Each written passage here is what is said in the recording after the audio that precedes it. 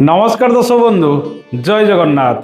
आपणकर विवाह स्थिर हो जाइए विवाह तारीख मध्य दुई परिवार मिसिकरी ठीक कर देइचंती किंतु ये जो तारीख टी रहुची से तारीख 24 घंटा पर्यंत रही थाए। गोटे तारीख से 24 घंटा मध्य आपण रात्रि बाहाघर करंतु किंबा दिन रे बाहाघर करंतु क्यों समय विवाह करने उपयुक्त से विषय आज जानिबा। प्रथम कथा आमको शुभ समय निर्धारण करिया हेले पांजिरे अमृत बेला रही महेंद्र बेला रही ताकू प्रथमे देखा पड़िबो। दर्शक बंधु सेति मध्यरु गोटे इम्पोर्टेंट पॉइंट टी आमको जानी रखिबा पड़िबो जे जो समय रे पांजिरे देखिबे लेखाई रात्रि लग्न एतिकी पर्यंत रहुची दिन लग्न एतिक पर्यंत रहुची एई नक्षत्र रे विवाह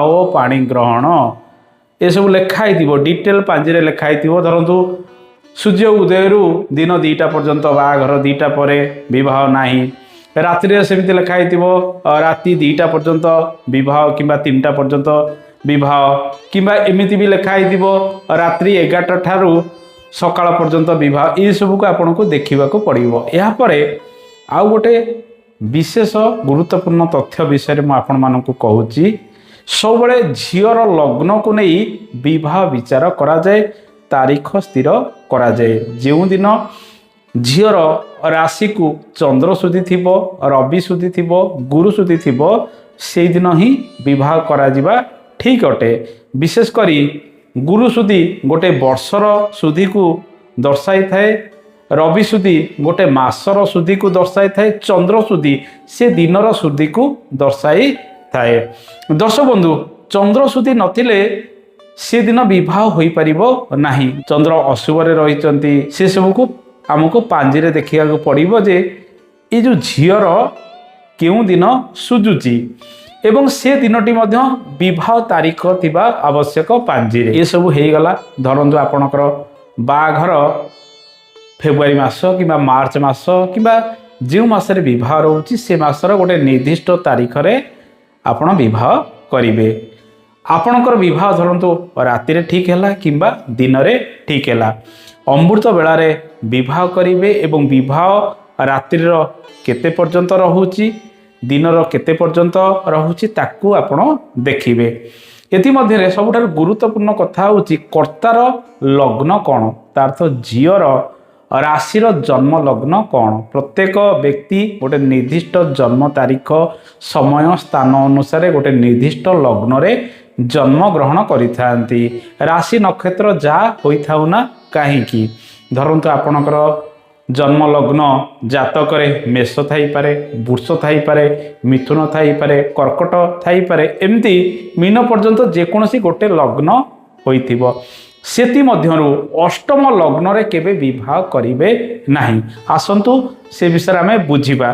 धरंतु कर्तार लग्न मेष तार्थ तार जन्म जातक झीर जन्म जातक कर्तार लग्न अछि मेष तार अष्टम लग्न कौन हम यू अष्टम राशि हेले बिच्छा जदि रात्रि रे बाहाघर करछंती किंबा दिन रे बाहाघर करछंती एई पर्टिकुलर व्यक्ति बिच्छा लग्न जेतबळे चालुथिबो रात्रि रे हो बा दिन रे हो निहाती बिच्छा लग्न चालुथिबो से समय तार हस्तगंटीर जो कार्यक्रम गुड़िक करेंगे ना या अशुभ फल अनेक समय प्रदान करिथाए।